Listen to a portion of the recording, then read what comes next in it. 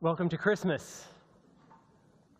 We're excited that we can celebrate together as a community with family new and old, with friends new and old, with strangers we meet here tonight as we create our circle together.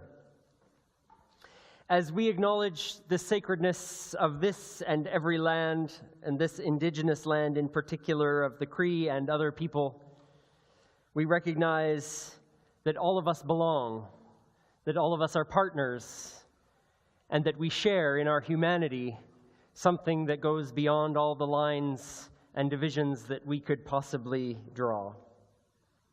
Welcome, all of you, to our gathering here on Christmas Eve. As we speak some words that might center us, we can gather here and join our words together to help us to place ourselves fully into this place. In the darkness of winter night, we celebrate the wonder of new births. With old traditions and new, we honor the spirit of this season. Together and alone, with community and in solitude, may we be inspired by the power and wonder of love and light. In the midst of songs and stories, may we find our way toward deeper hope, peace, courage, and compassion. We're going to sing some newer songs to some old familiar carol tunes this evening. We invite you to sing these carols tonight, not to reinforce old stories and interpretations, but as always, to find new meaning in our Christmas celebrations for our living each and every day. Let's sing.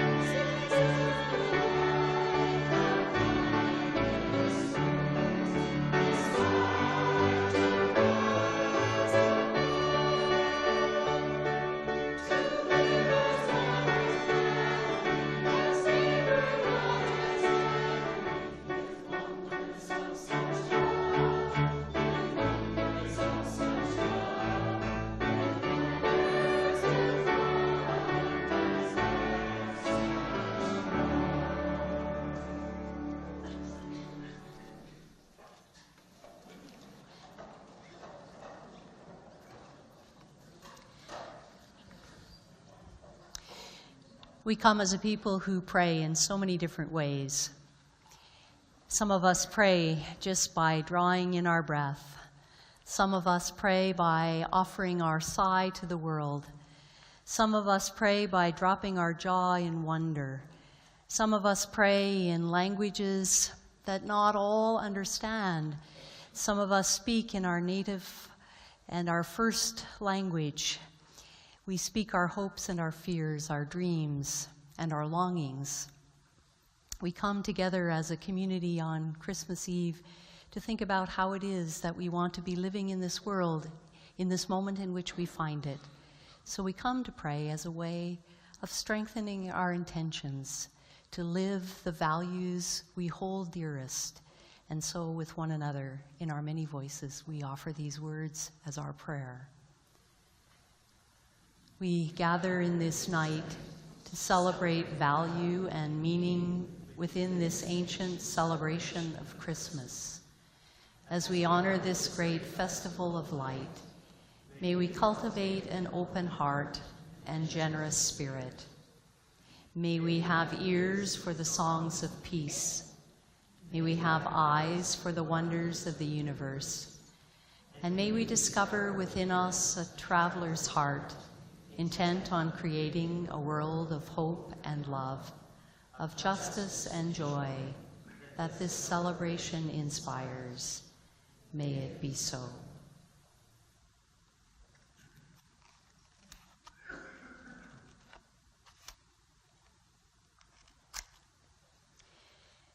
We have been lighting our way to this night.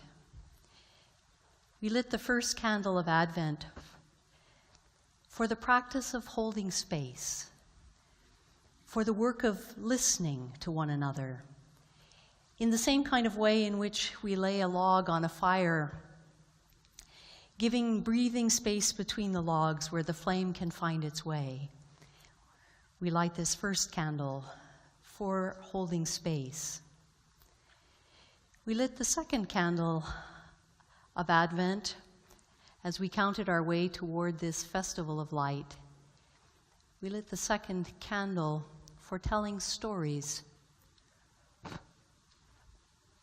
knowing that it is the power of story to save us from smaller versions of ourselves.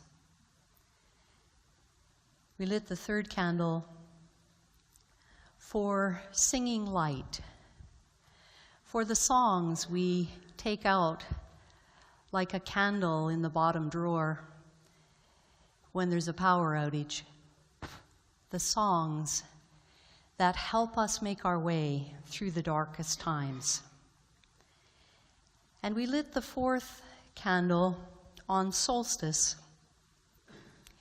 for the gifts of darkness, for all that germinates in the dark, for the ways in which we can see in the dark what we cannot see in the bright light of day, for the way in which intimacy comes through seeing less and hearing more. Tonight we light the candle of courage, the courage we hear in the stories that give us this night, this season, this festival of light, and for the courage to be light with and for one another.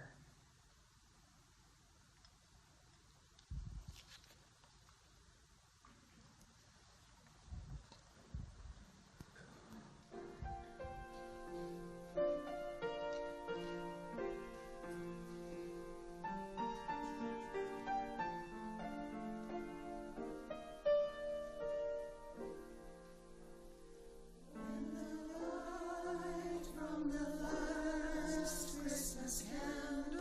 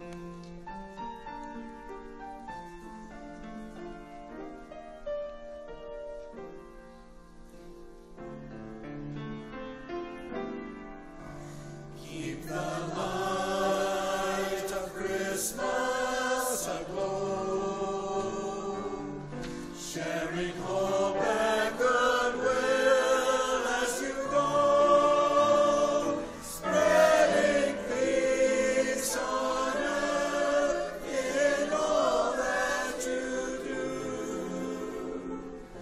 Let the light of Christmas,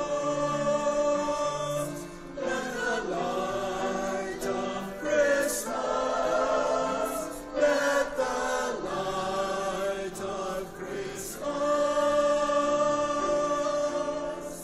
shine in you.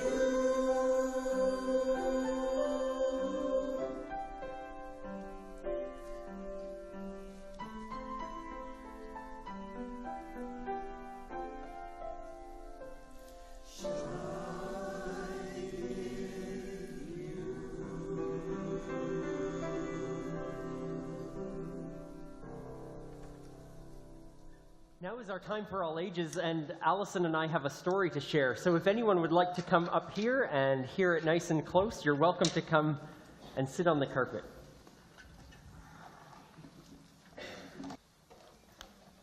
We've been talking about how Christmas is a celebration of light. And there's lots of lights around this time of year. There's lights on houses. We've got lights here, There's lights here. in the house, on a tree. On a tree. Very strange. Christmas is about finding ways to share good things with other people. We give each other presents, and we try to give things from ourselves to others, even if we don't know them. And it's a good time to talk about kindness and being caring and giving.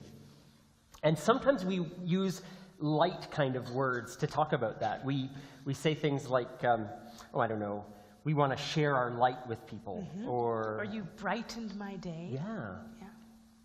So I thought I'd read a story about that. The story we're going to share tonight is a Christmas story because it's about light and how at this time of year we want to celebrate the light and all the good things we share with each other. So here is some sections from The Tale of Despereaux. Do you know that book? I saw because your jaw dropped. I knew that you knew this book. So this is a great little book, and I'm going to read the story not about Despereaux. Despereaux really is the main character of this book. Despereaux is a mouse. But this is another story that happens in this book about a rat. In the dungeon. And in the dungeon. In the downstairs. So Allison and I are going to read this together. There was a rat named Chiaroscuro. That's hard to say. I practiced. So did I. Chiaroscuro. He was called Roscuro for short. A rat born into the filth and the darkness of a castle's dungeon. Reader, do you know the definition of the word chiaroscuro? If you look it up, you'll find that it means the arrangement of light and dark, darkness and light together. Rats do not care for the light. Darkness, Roscuro's parents were having a bit of fun when they named their son. In the case of Chiaroscuro, however, the joke had a hint of the future to it, for it happened that when Roscuro was a very young rat, he came upon the dungeon's jailer, Gregory. Gregory picked him up by the tail, and keeping Roscuro upside down, lit a match with the nail of his finger, and then held the brilliant flame right in Roscuro's face. Ah, said Roscuro. He pulled his head back away from the light, but alas, he did not close his eyes, and the flame shone around him and danced inside him.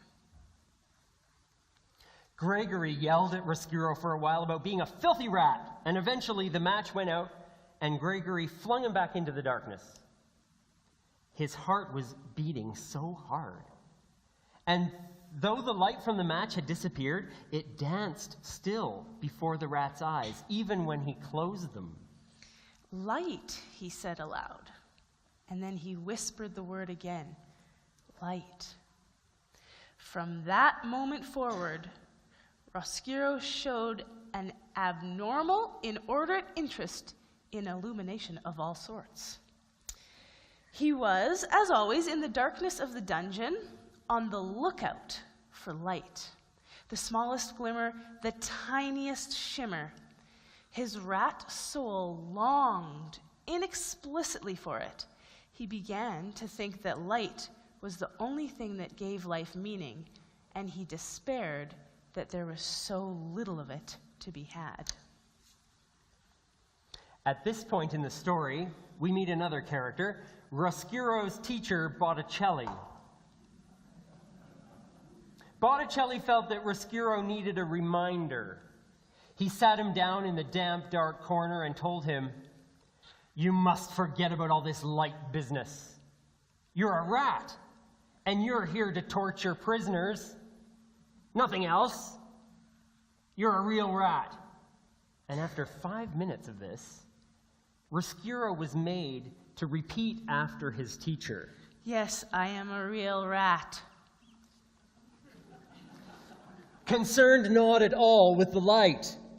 Concerned not at all with the light. You, my young friend, are a rat. Yes, dark. Prisoners, rats, suffering. It all fits together so neatly, so sweetly. Oh, it's a lovely world, a lovely dark world. That was Botticelli. Not long after this conversation, a prisoner did arrive in the dungeon, and the dungeon door slammed, and the two rats watched a man being led by a soldier down the stairs into the dungeon. But as Roscuro stared up at the man, the door to the dungeon was suddenly flung open, and a thick and brilliant shaft of afternoon light cut right into the darkness. "Ugh," said the older rat Botticelli, and covered his eyes with one paw. Roscuro, however, stared directly into the light. Reader, this is important. The rat called Chiaroscuro did not look away. He let the light from the upstairs world enter him and fill him. He gasped aloud with the wonder of it. "Did you see that?" Roscuro asked. "Hideously ugly," said the other rat. "Ridiculous. What can they possibly mean by letting all that light in at once? Don't they know that this is a dungeon?" "It was beautiful," said Roscuro. "No," said the older rat. "No." He looked at Roscuro intently. "Not beautiful. No." "I must see more light. I must see all of it," said Roscuro. He wanted to be filled, flooded, blinded again with light. And for that, reader, the rat knew that he must risk everything. He must gather his courage to go where he'd never gone before, and that he would need to be as brave as he'd ever been to pursue his soul's desire for meaning, for purpose, and for goodness. He knew that he must go upstairs. Dun, dun, dun. That's all we're reading. What? Does he, though? He does go upstairs. Okay. I'm glad to know it. And adventure ensues. Well, now you know the name of the book, The Tale of Despereaux. You'll have to read the rest. It's thick. Look, I'm not going to read it all tonight. But we had fun reading this part. That was really great. I just want to say about this part in the book. If you were to keep reading this story, you'd find that Chiaroscuro, along with other characters in the book, have to show great courage to find the light that they're looking for. And by being who they are, especially when everyone else wants them to be something else. You are a real rat. You are a real rat. Repeat after me. Yes. So people were, Botticelli was telling Roscuro how to be a rat, and Roscuro said, "No, I'm going to make my own way." At Christmas time, here's why I wanted to we wanted to read this at Christmas. We can also help to find and grow light. We totally can. To give people that feeling of warmth and goodness, We can help others do that. Things like sharing love, sharing unexpected things, smiles, hugs, presents. We can do it. And if we all did a little of that, how much would we grow the light? We would grow it and we would expand it, and it would grow and grow and grow. And I think later on in this very room, we might be growing some light. So hold on to your candles, because we're going to do it later, okay? We'll grow light together. Merry Christmas, everyone. Thank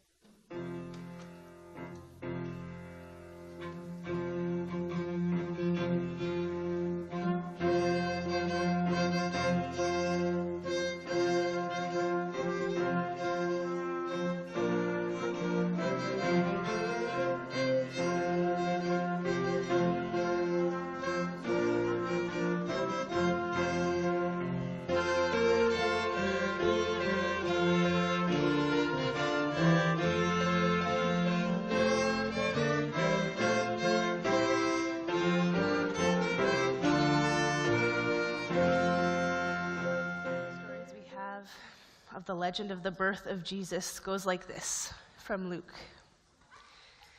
In those days, a decree went out from Emperor Augustus that all the world should be registered. This was the first registration, and was taken while Quirinius was governor of Syria. All went to their own towns to be registered.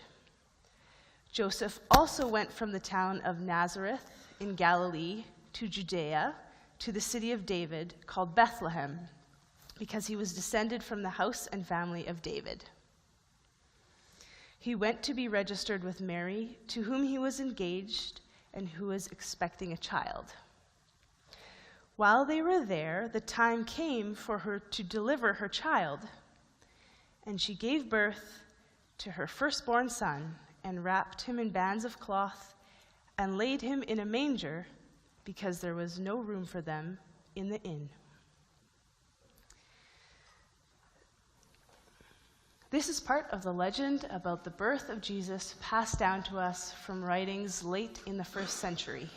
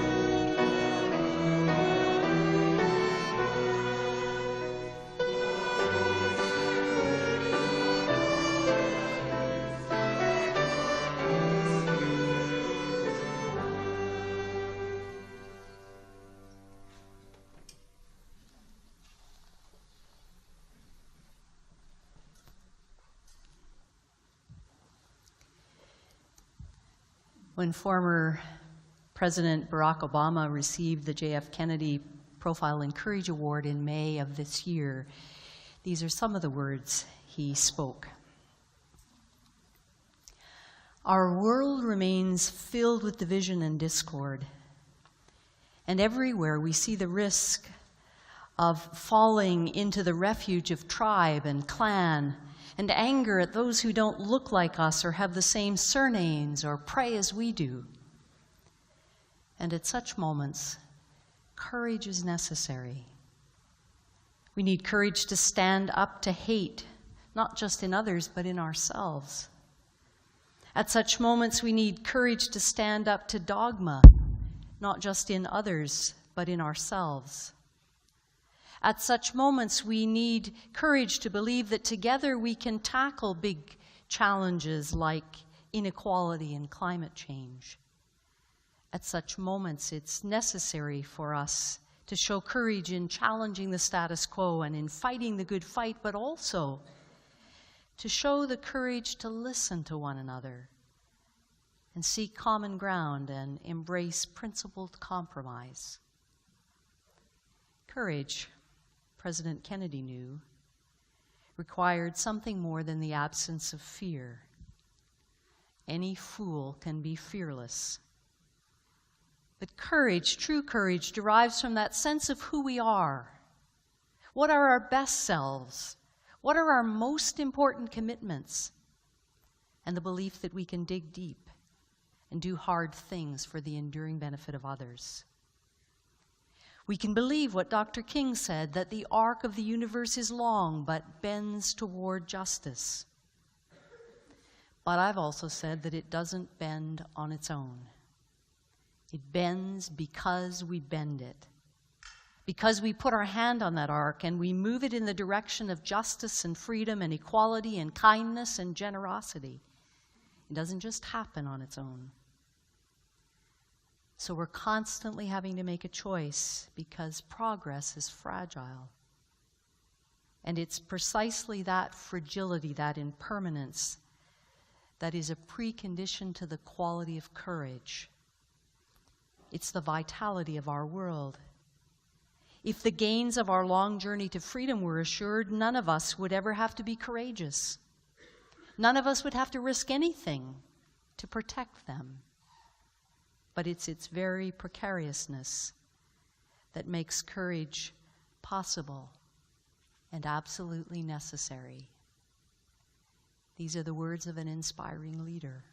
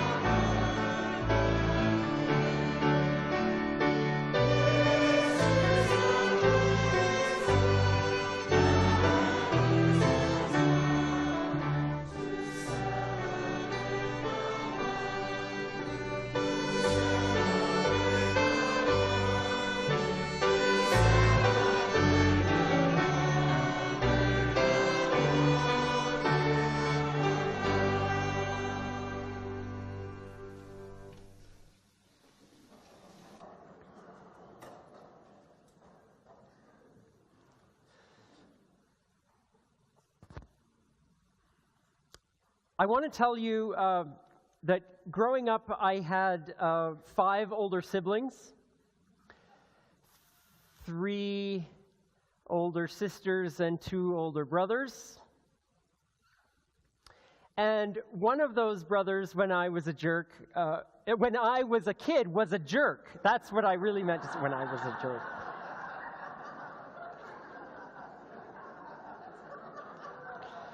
Freud, is that you?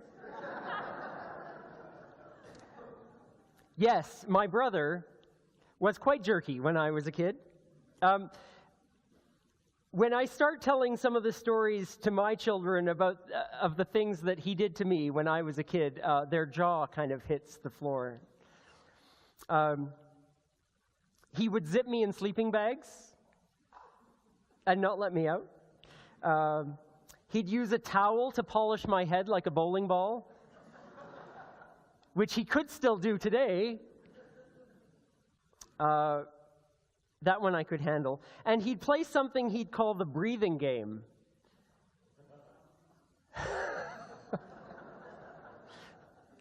There's some anticipation.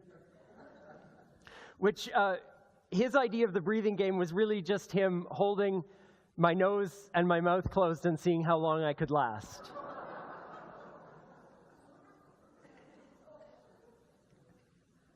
Now, I know this is not a very Christmassy story to be telling. But I tell you this because recently someone asked me for some advice because their brother was acting like a jerk. And I felt like I could speak from experience. There are times when you can't possibly fight the battle that's being waged. As a 5-year-old or whatever I was, there are battles you can't win over your brother who was 12 years older than you. Yes, he should have known better. That's why I called him a jerk. And there are times when you don't want to win the battle that you're confronted with because it's ugly and you refuse to be a jerk in return. And so you have to find something else. Some other way, not just of surviving, but resisting, subverting, creating something out of nothing. My advice from a guy with a once jerky brother, I say once jerky, he's not so anymore. There are times when the difficulty before you requires the courage to be your best self. And there are times when the challenging person in front of you, which we all have in our lives, requires not just a reaction, but the courage to be the person you strive to be. There are times when the challenge before you requires the courage to go in search of some light.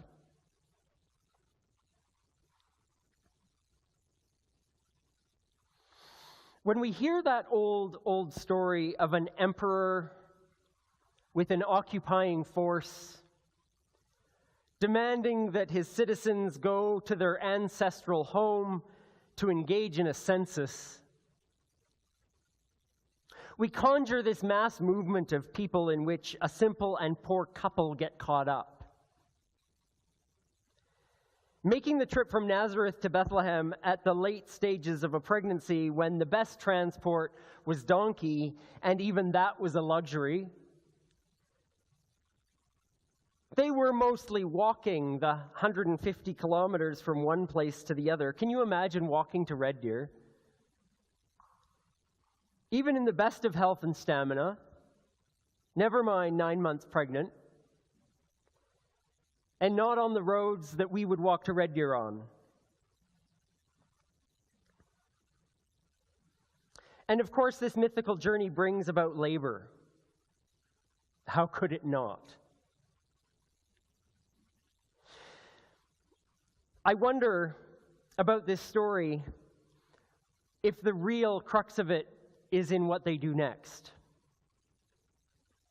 There they were, with nowhere in particular to stay, on a stupid command from an evil occupying emperor, and the rooms are full, and they don't have reservations, and they finally have to rely on the kindness of a stranger who gives this couple some space with the animals.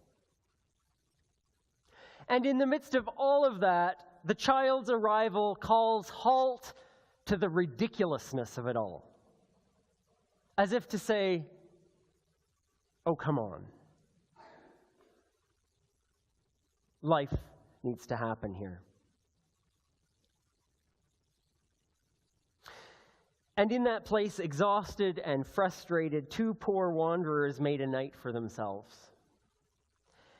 With the generosity of a stranger, they found the courage to make something out of nothing. The process of birth happens, whether invited or not,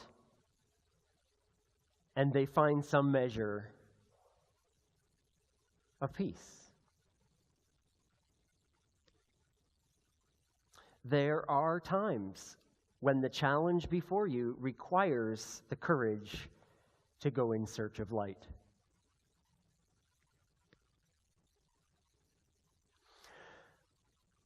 Barack Obama, in his speech from earlier this year that Nancy read, reminds us of the even older words of Dr. Martin Luther King when he says that the arc of the moral universe is long, but it bends toward justice.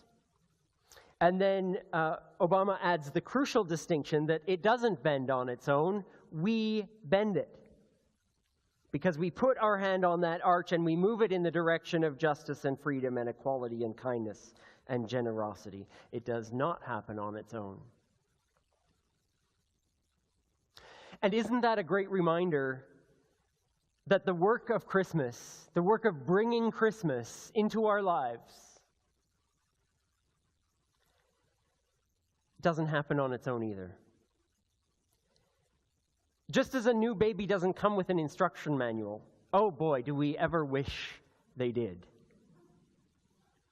The work of creating the world of hope and peace and love and joy and kindness and compassion doesn't just happen because we put up the tree or sing a few fa-la-las. Where would newcomers be? Newcomers to our country, where would they be without those who would bend the arc and welcome them and clothe and furnish with what they need to start building a life? Where would the hope of those who are homeless be without those who put their hand on the arc and bend it toward housing those who need it most in order to get their lives back on track? Where would any of us be, for that matter, without the love of friends or family that have bent that arch in picking us up after a terrible day, or a terrible week, or a terrible year?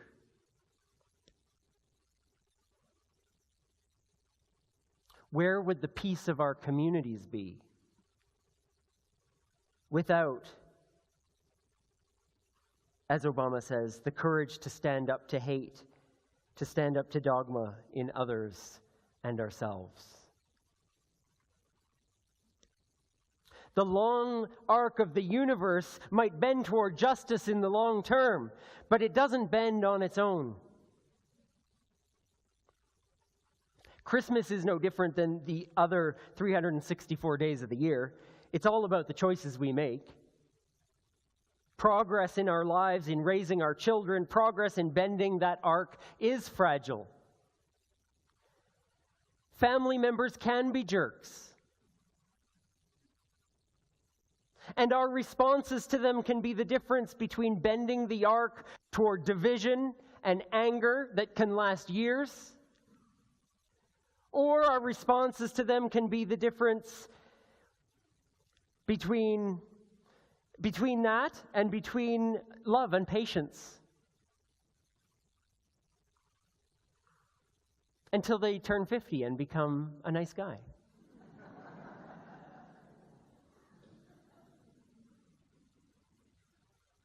Strangers fall through the cracks of our social system, and our choices can be the difference between the arc, bending the arc toward indifference and self-interest, or toward the values of commitment and compassion. Those are our choices. If a Christmas filled with the values we hold so closely, the values around which we light these candles, if a Christmas of hope and joy just fell from the sky or was left under the tree by a jolly fat man, then none of us would need the courage to make it happen.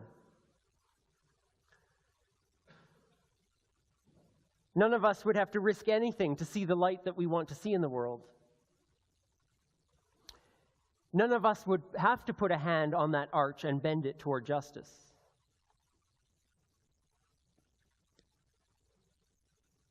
There are times when the challenge before you requires the courage to go in search of light.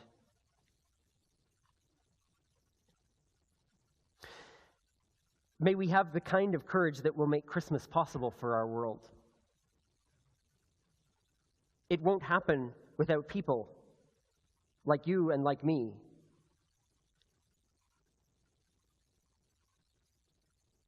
And Christmas will not just be possible with our actions, but absolutely necessary. So it's courage we need. It's courage to go in search of light when we find it, to do whatever we can to create more of it, to replicate it, to mirror it, to shine it into every corner that needs it. It will require great Christmas courage in all of us. If we bend that long arc of the universe toward justice, we can do it one small act at a time. As simple as lighting a candle, as simple as offering a smile, as simple as opening our ears, our eyes, and our hearts to the message of love and compassion. Knowing that one act, one word, one gesture might be the light that shines where needed. May it be so for all of us in so many ways.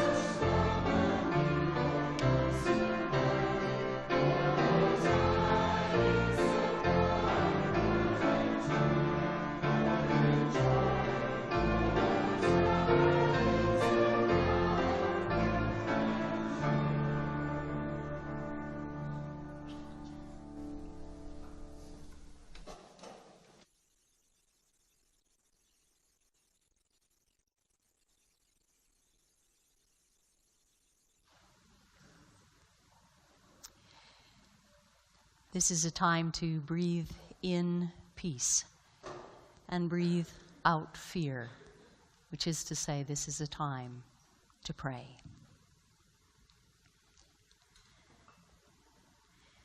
We pause in this night with so much in our lives to ponder. In story and song, pregnant with possibility, we seek courage to set aside our shopping list of grievances, let go of cynicism or resignation to the way things are,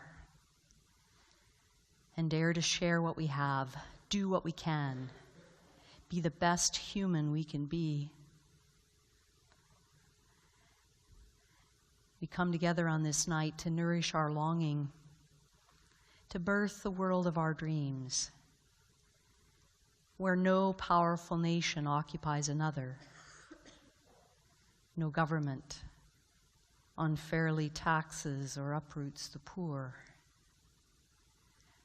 no parent experiences desperation, No door is shut on those in need of shelter, and no one needs to be afraid.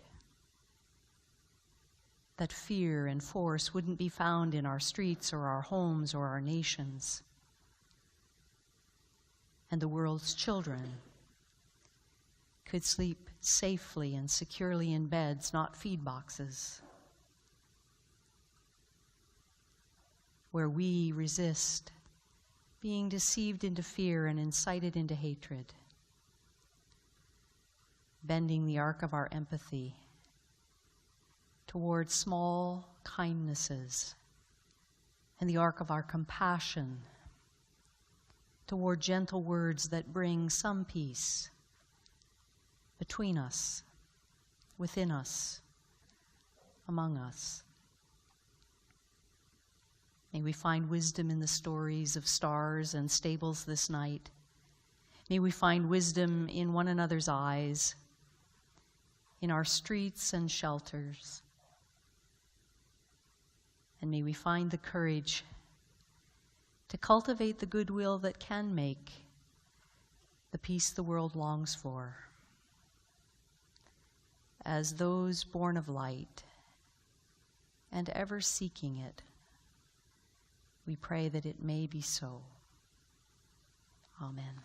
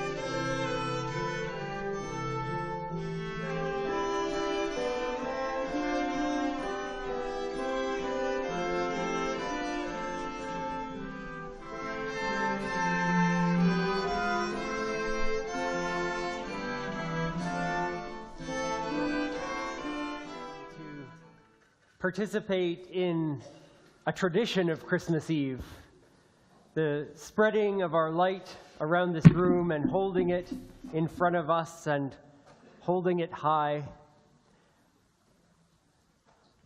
as a symbol of the way we share our light in the world and how it grows and how it spreads and how we go in search of it until our world is full of the light of courage and love and compassion. So very soon the room will grow dark and we will sing a carol. And as we do that, a few little tips. Please, as we're sharing the light with our neighbor, let's offer them a very nice, straight, upright candle that they can then tip their unlit one to, because tipping a lit candle is sometimes messy and painful.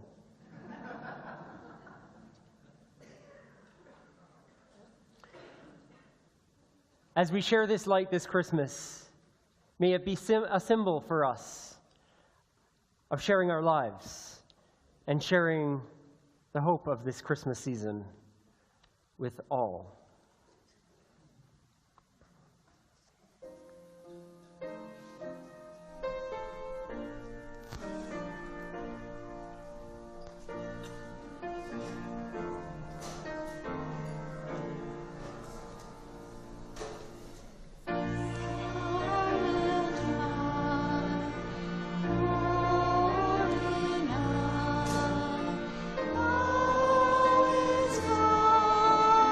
Oh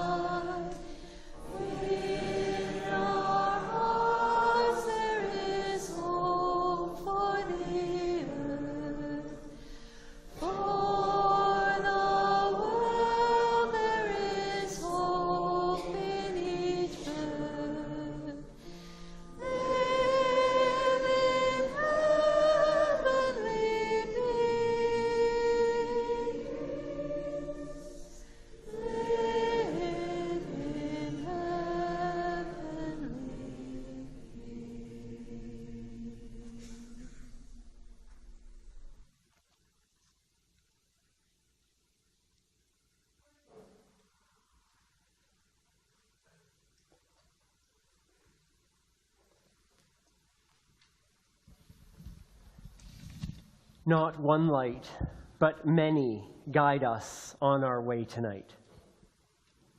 Every flame of hope, every flame of love, every flame of joy and peace. Every effort to do good, Every act of kindness and justice. Every one of these offers light to our world. may we go into this night with the radiance of courage shining in each of us. The courage to shine as the light of 1,000 Christmas stars. May we go in peace.